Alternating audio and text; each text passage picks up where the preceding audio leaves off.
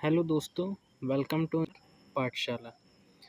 तो पिछले वीडियो में हमने दवाओं के प्रभाव और उपयोग तक पढ़ लिया था। ठीक है।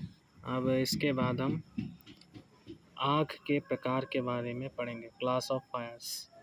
सबसे पहले एक क्लास ऑफ फायर, लकड़ी, कागज, कपड़ा एवं कोयला से लगने वाली आग को हम बोलते हैं ए क्लास ऑफ फायर।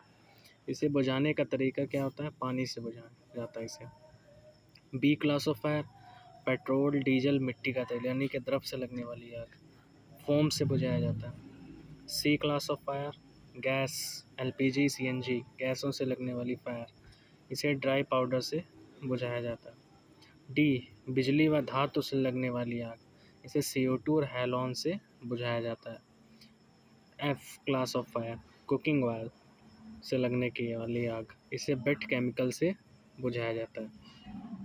तो मेनली 5 टाइप्स की आगे होती हैं। Number 1 A class of fire, जैसे लकड़ी, कागज़ या फिर आपका एक मिनट, कोयला। ठीक है।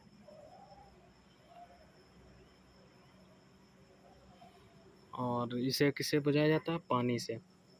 B class of fire, petrol, diesel, मिट्टी से लगने वाली आग होती है, इसे फोम से बुझाया जाता है। और आपका सी क्लास ऑफ फायर, एलपीजी व सीएनजी से लगने वाली आग होती है, इसे ड्राई पाउडर से बुझाया जाता है।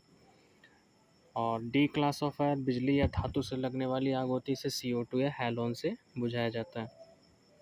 F class of fire, cooking oil से लगने वाली आग, इसे वेट केमिकल से बुझाया जाता है। तो आई होप आपको आग के प्रकार समझ में आ गए होंगे। नेक्स्ट टॉपिक है अग्निशामक यंत्रों के प्रकार। तो जो जल आधारित अग्निशामक यंत्र होते हैं उनका रंग कैसा होता है? लाल होता है। ठीक है। जैसे कि यहाँ पे ये आपको दिखा होगा।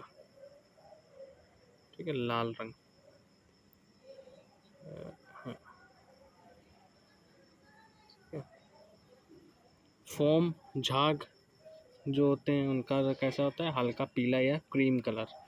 यहाँ पे आप लिख लीजिएगा क्रीम कलर। ठीक है।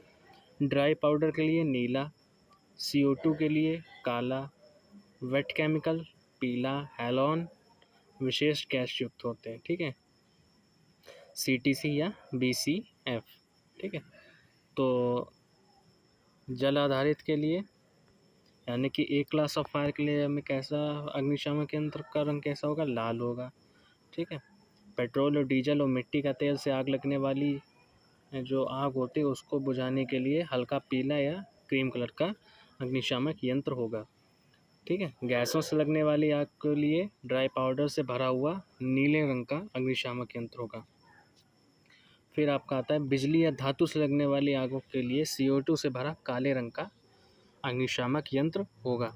फिर उसके बाद आपका आता है कुकिंग ऑयल से लगने वाली आग के लिए आपका वेट केमिकल से भरा हुआ पीले रंग का अग्निशामक यंत्र होगा। ठीक है। फिर लास्ट में आता है हैलोन, जो कि एक विशेष गैस युक्त होता है। ये CTC या VSF इसमें होता है। ये आगे हम पढ़ेंगे।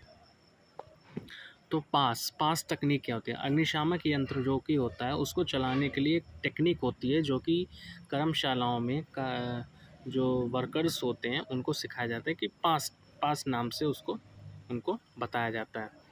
तो पास में पी का जो मतलब होता है उसका होता है पिन खींचो। पिन खींचो का मतलब होता है कि यहाँ पे एक पिन लगी होती है, उसको खींचना पड़ता है। ठीक है। जैसे ही आप पिन खींचेंगे, फिर ए का मतलब होता है एम लगाना, आग की ओर नज़दीकी निशाना लगाओ। ये जो आपका देख रहे हैं यहाँ पे नोज़ल होती है, इसका निशाना कहाँ पे लगाना है आपको? आग की ओर। मान लीजिए कि ये कोई लकड़ी का टुकड़ा है। ठीक है। या एक मिनट, मान लीजिए कि यहाँ पे ये कोई लकड़ी है। ठीक है, वुड। और यहाँ पे ये आपकी फायर है। ठीक है, ये आपकी फायर है। तो हमारा जो निशाना होगा वो कहाँ पे होगा? यहाँ पे, इसके बेस पे, जहाँ से फायर निकल रही है। इसका निशाना कहाँ पे होगा? बेस पे होगा। समझ गए।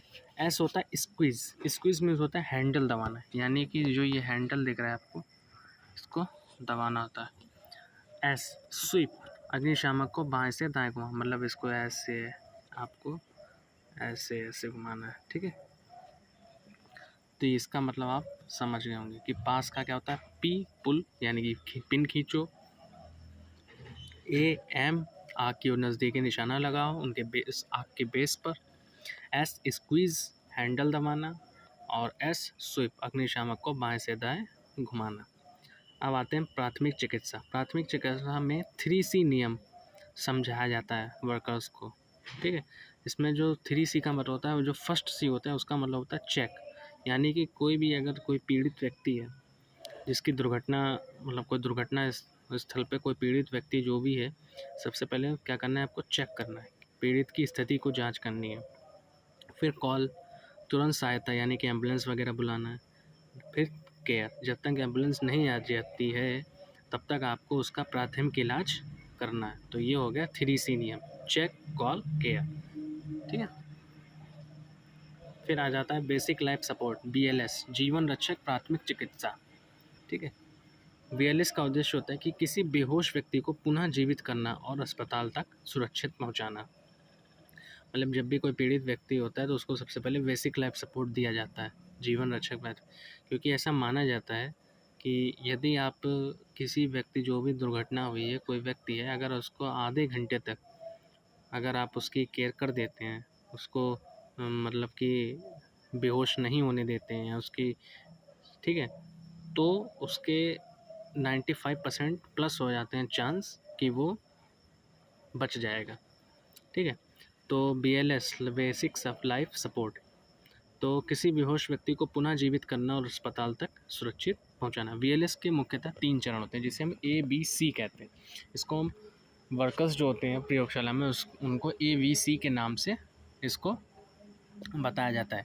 ए यानी कि एयरवे, ठीक है, ए यानी कि एयरवे, पीड़ित के मुंह या गले में कोई अवरोध हो तो हटाना।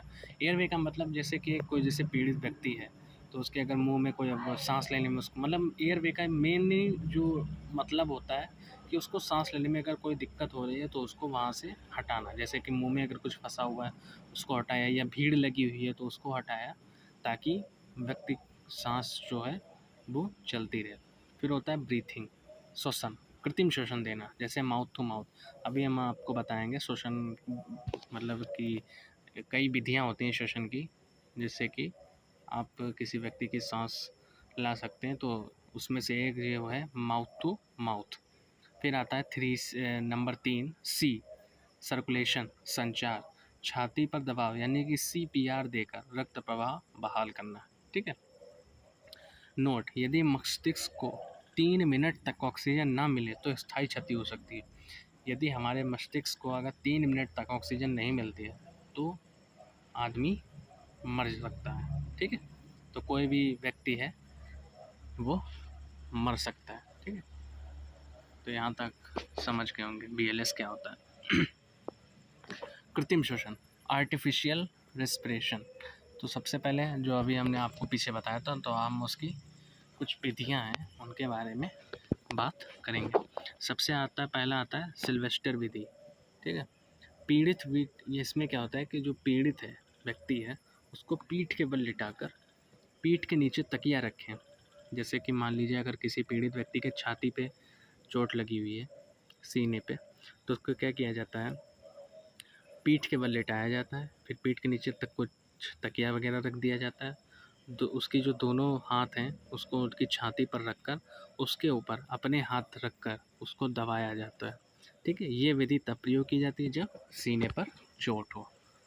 तो समझ गए आप सिल्वेस्टर विधि क्या होता है। यदि किसी व्यक्ति के सीने पर चोट लगी हुई है, ठीक है, सीने पर चोट लगी हुई, तो क्या किया जाता है कि उसको पीठ के बल लिटाया जाता है, पीठ के नीचे तकिया रखें, फिर उसके दोनों हाथों को उसी की छाती पर रखकर फिर उसके ऊपर अपना हाथ रखकर उसे दबाया जाता है, ठीक है। 1 मिनट में कम से कम 50 से 60 बार मिनिमम।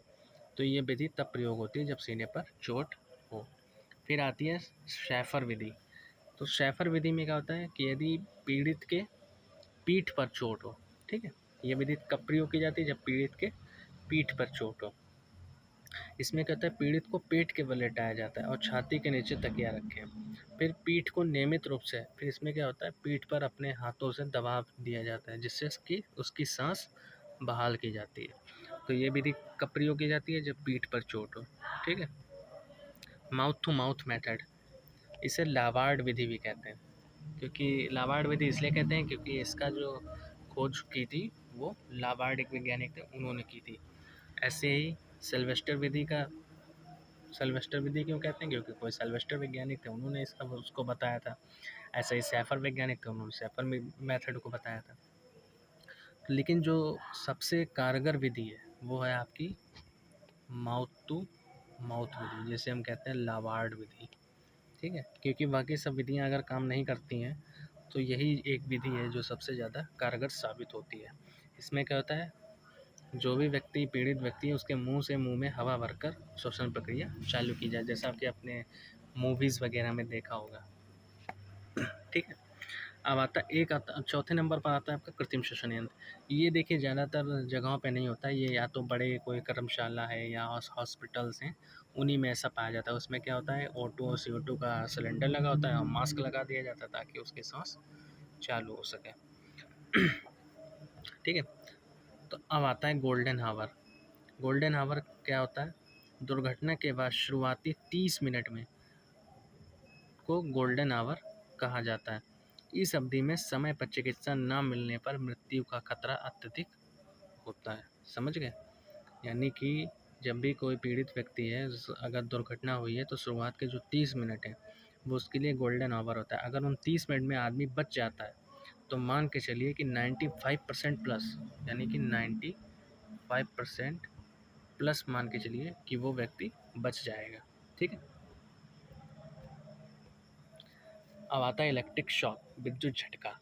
यदि 90 वोल्ट से अधिक विद्युत प्रवाह शरीर में जाए तो गंभीर स्थिति उत्पन्न हो सकती है। देखिए, अगर जो हमारा शरीर है, अगर उसमें 90 वोल्ट से कम बिजली जाती है, मान लीजिए झटका अगर 90 वोल्ट का कम आपने छू लिया, तो आपको इतना गंभीर मतलब स्थिति नहीं हो उत्पन्न होगी, मतलब आपके ज़्यादा दर्द वगैरह नहीं होगा या झटका महसूस होगा, पर इतना नहीं होगा।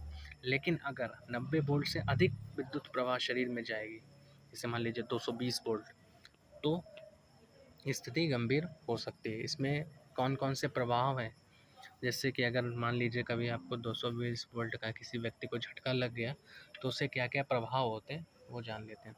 तो सबसे पहला जो प्रभाव है, श्वसन रुक जाता है, ठीक है, सांस रुक जाएगी, शरीर पर छाले पड़ सकते हैं। जब भी कोई इलेक्ट्रिक शॉक लगता है तो सबसे पहले क्या होता है कि जो हमारा बीपी होता है वो लो हो जाता है। तो उससे क्या हो जाता है, शरीर श्वसन रुक जाता है, शरीर पर छाले पड़ जाते हैं, अंदर का मांस जल जाता है, बेहोशी हो जाता है आदमी, और हृदय की गति रुक जाती है, और जब हृदय की गति रुक जाती है तो मृत्यु संभव है, ठीक है। यहाँ पे एक नोट रखने वाली बात ये है कि ये कभी कभी एग्ज़ाम में पूछा जाता है, इसलिए यहाँ पे लिख दिया गया है, ठीक है, कि एक 100 वाट का बल्ब जिसमें 1 एम्पीयर की धारा बह रही है, एक 100 वाट का बल्ब है जिसमें 1 एम्पीयर की धारा बह रही है, तो वो कितने व्यक्तियों को एक साथ एक झटके में मतलब मारने की क्षमता रखती है। तो इसका आंसर होगा 20 व्यक्तियों को, ठीक है। यानी कि 100 वाट का बल्ब है जिसमें अगर 1 एम्पीयर की धारा बह रही है तो वो 20 वयस्क व्यक्तियों को मारने की क्षमता रखता है एक झटके में, ठीक है। मानव शरीर की विद्युत प्रतिरोधक क्षमता। अगर आपकी शुष्क त्वचा यानी कि सूखी त्वचा, जब नहा लेंगे तो गीली त्वचा हो जाएगी, अभी सूखी त्वचा है, तो आपका जो प्रतिरोधक क्षमता है वो है आपका 1 लाख से 6 लाख ओम तक, और अगर गीली त्वचा है तो आपका 1000 ओम। लेकिन आपको केवल कितना याद रखना है, आपको याद रखना है 1000 ओम से आपको याद रखना है 1 लाख ओम तक, ठीक है।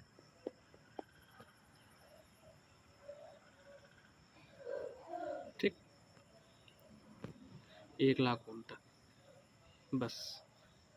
अगर गीली त्वचा है तो 1000 ओम, शुष्क त्वचा है तो 1 लाख ओम। शॉक क्या होता है? जब शरीर में अत्यधिक विद्युत प्रवाह हो जाए तो ब्लड प्रेशर गिरता है, ठीक है, इसी को हम शॉक कहते हैं।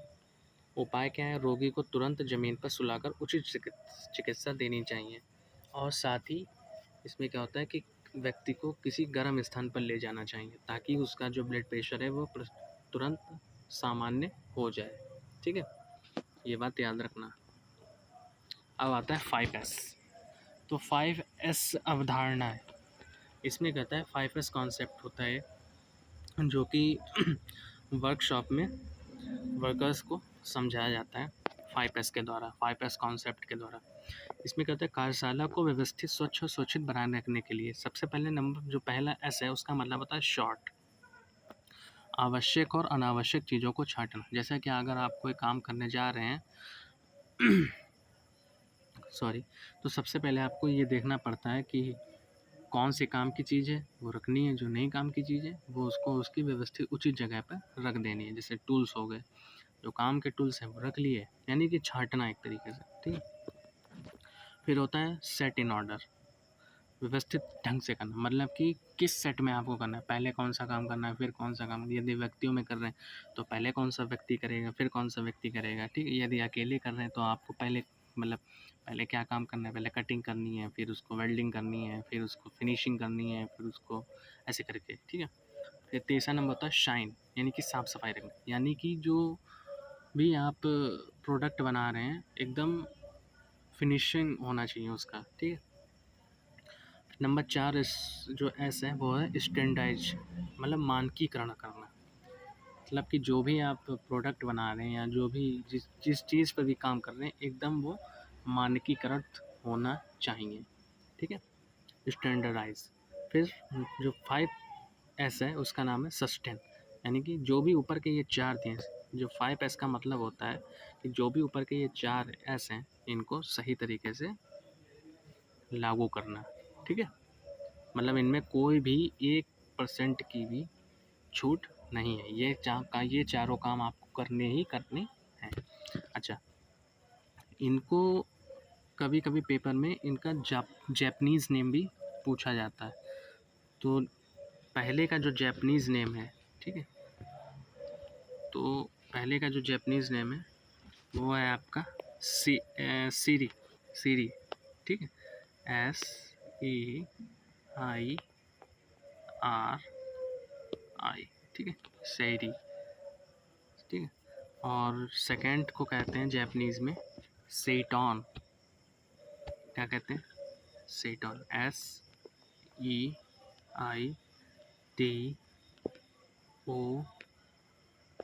ठीक है, सेटॉन।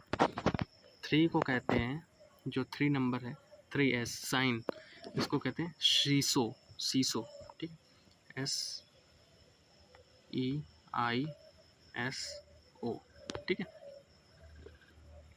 फिर जो चौथा नंबर S है स्टैंडर्डाइज, तो इसको कहते हैं आपका सेकेट्सो, ठीक है, सेकेट्सो, SEIK और आपका ETSU,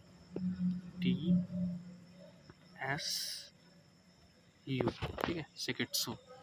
और जो आपका 5वां नंबर होता है, ठीक है, इसको कहते हैं शिट्सुके, SHITSUKE,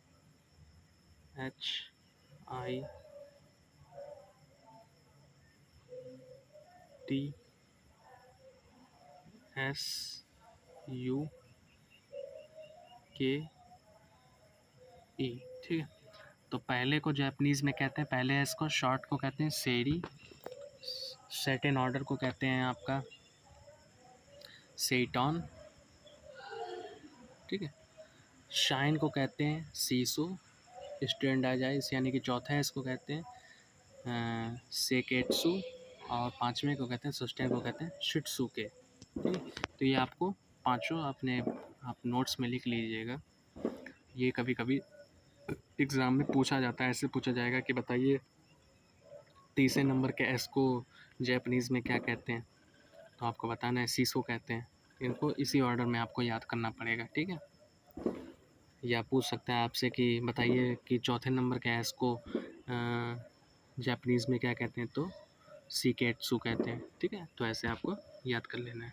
ओके, आई होप आपको समझ में आ गया होगा। अब आता है 5 ईज़ ऑफ सेफ्टी। इसमें क्या होता है कि सेफ्टी के जो नियम्स हैं वो 5 ई के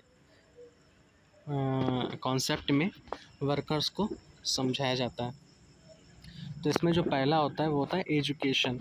एजुकेशन यानी कि जो सेफ्टी का मतलब है उसको पढ़ाया जाता है। जैसे कि मान लीजिए, जैसे कि अब इसका उदाहरण समझ लीजिए, जैसे कोरोना था। जब कोरोना आया था तो आपने देखा होगा कि जगह जगह प्रचार होता था, मास्क लगाइए, 2 गज की दूरी है ज़रूरी। तो इस तरीके से एजुकेशन, ठीक है, तो ये क्या हो गया, एजुकेशन से रिलेटेड आ गया। फिर आता है इनकरेजमेंट, प्रोत्साहन। प्रोत्साहन दिया जाए, जैसा कि मान लीजिए कोरोना के ही समय में जब जो बड़े बड़े नेता थे वो क्या करते थे कि खुद मास्क लगा के आते थे और बताते थे कि मास्क लगाइए, मतलब एक तरीके से प्रोत्साहन देते थे। और उसमें क्या होता है, जैसे कि प्रोत्साहन ही देना होता है इसे, ठीक। तो ये हो गया आपका इनकरेजमेंट। फिर आता है इंजीनियरिंग, तकनीक। तकनीक का मतलब जैसे कोरोना में ही आप उदाहरण ले लीजिए कि दवाइयाँ बनी और कई कई तरीके के इन्वेंशंस हुए, तो इसके कहते हैं इंजीनियरिंग। फिर आता है इन्फोर्समेंट। हाँ, फिर आता है आपका इन्फोर्समेंट। इन्फोर्समेंट कानून का पालन। अब देखिए, एजुकेशन किया, इनकरेजमेंट किया, इंजीनियरिंग की, लेकिन तब भी अगर कोई व्यक्ति नहीं मान रहा है तो फिर क्या है, बलपूर्वक उसको मनवाना पड़ेगा। जैसे कि कोरोना में हुआ था, जो मास्क नहीं लगाए थे फिर लाठियाँ पड़ती थी, उनके डंडे पड़ते थे, आपने देखा होगा। ठीक है, फिर आता है एवल्यूशन, मूल्यांकन करना कि जो भी ऊपर के ये 3-4 जो कि चीज़ें हुई हैं, क्या इनको पूरी तरीके से लागू हुआ कि नहीं हुआ, तो इसका एवल्यूशन किया जाता है, मूल्यांकन किया जाता है। ठीक है, तो ये हो गया आपका 5 ईज़। अब आता है 5 पी। तो 5 पी में क्या आता है, सबसे होता है प्रिजर्व। प्रिजर्व यानी कि सुरक्षित करना कोई भी चीज़ है। जैसे कि मान लीजिए 5 पीज़ जो है वो स्वास्थ्य से रिलेटेड आपका कॉन्सेप्ट है। मान लीजिए कोई पीड़ित व्यक्ति है, दुर्घटना हुई, और तो वहाँ पे आपको क्या करना है, 5 पी का इस्तेमाल करना है।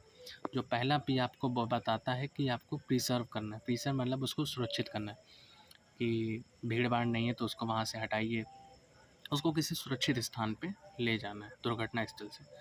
नंबर 2, उसको प्रोटेक्ट करना है, उसको बचाना है, मतलब उसका जो भी first aid box, first aid उसको देना है। पहले जो 30 मिनट है उसमें आपको उसको बचाना है। फिर नंबर 3, प्रोवाइड, उपलब्ध कराना। उपलब्ध कराने का मतलब जैसे आपको एम्बुलेंस को फ़ोन करना है, ठीक है। नंबर 4, प्रिवेंट, रोकथाम करना। रोकथाम जैसे कि मान लीजिए कहीं अगर जो भी उसको कोई दिक्कत है तो उसकी रोकथाम करनी। जैसे कि मान लीजिए ब्लड बह रहा है तो वहाँ पे फर्स्ट एड बॉक्स का इस्तेमाल करना है, वहाँ पे पट्टी लगाना ताकि खून ना निकले, वगैरह वगैरह। ठीक है। नंबर 5, प्रमोट करना, उसको बढ़ावा देना है। मतलब कि बढ़ावा देने से मतलब है कि उसको बताना है कि नहीं आप ठीक हो जाएंगे, तो ऐसा ही उसको करना है। तो ये हो गया आपका 5 पी कॉन्सेप्ट। ठीक है। अब आता है एर्गोनोमिक हैज़ार्ड, यानी कि शारीरिक कार्यदोष या असुविधा।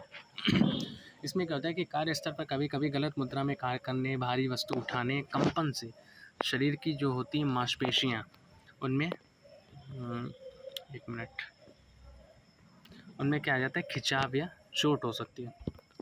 तो उन समस्याओं को सामान्य उपचार से आप कम कर सकते हैं। नंबर 1, जैसे पीठ दर्द या कमर में खिंचाव। तो जैसे भारी वस्तु उठाने से आपकी जो मेरुदंड की मांसपेशियाँ होती हैं तो उसमें खिंचाव हो सकता है। इसका उपचार क्या होता है कि सीधे लेटें, हाथों से कमर को सहारा देकर पीछे झुकें। इससे क्या होता है, आपका बैक आर्क, इसे बैक आर्क कहा जाता है, जो कि आपका इस विधि से सही हो सकता है। ठीक है। अब आता है जैसे नंबर 2 होता है गर्दन में खिंचाव, चिंटक। गर्दन सीधी रखें, ठुड्डी को हल्के से ऊपर की ओर दबाएं। ये मांसपेशियों को लचीला बनाता है। ठीक है। ये क्या करता है, मांसपेशियों को लचीला बनाता है। गर्दन में खिंचाव, चिंटक। फिर आता है 3, हाथ की उंगलियां। हाथ की उंगलियों या मांसपेशियों में मोच आना, इसे हम क्या कहते हैं, फिंगर फैन। जैसे अंगूठे और उंगलियों को क्या करना है आपको 90 डिग्री पर फैलाए रखना है, इससे दोहराने से मांसपेशियों का तनाव कम होता है। फिर आता है राइस।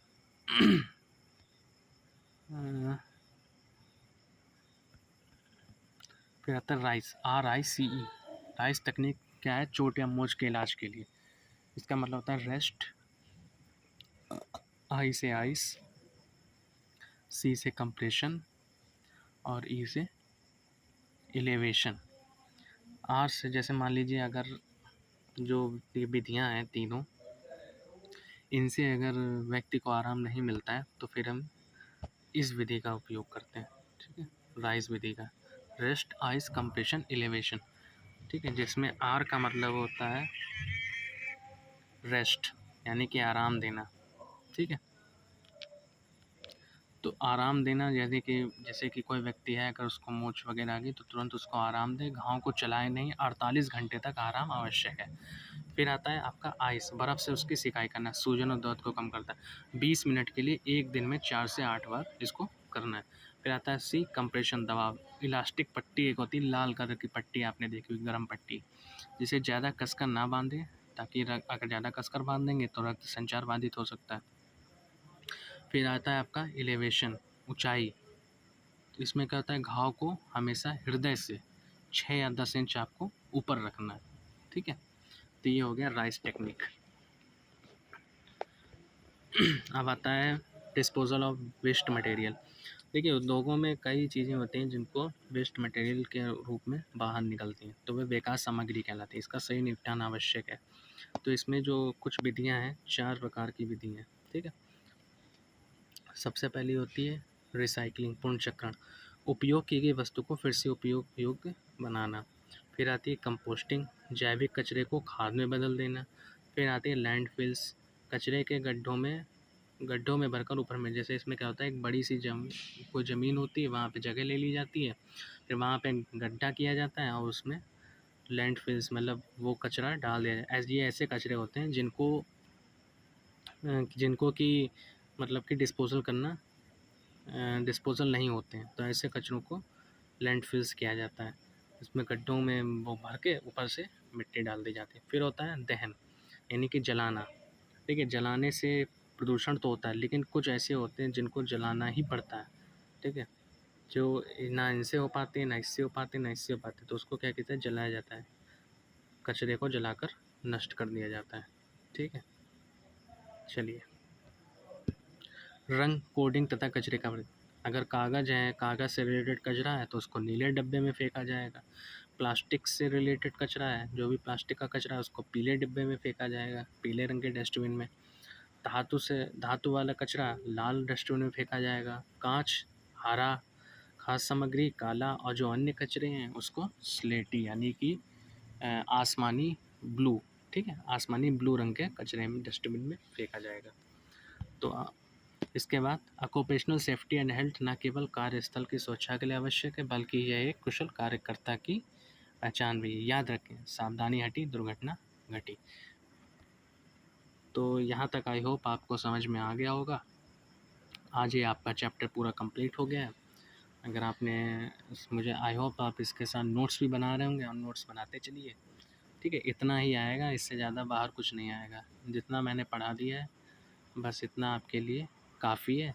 और अगले वीडियो में हम MCQs करेंगे, ठीक है, इस चैप्टर के। फिर उसके बाद हम नेक्स्ट चैप्टर चालू करेंगे, method of measurement. I hope आपको यहाँ तक समझ आया होगा। अगर आपको अच्छे से समझ में आया तो अपने और जो भी आपके फ्रेंड्स हैं उनको ये वीडियो शेयर करें, वो भी हमारे साथ जुड़ें।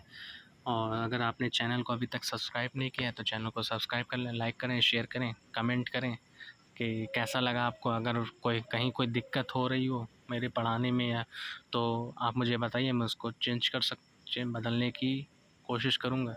और ठीक है, धन्यवाद।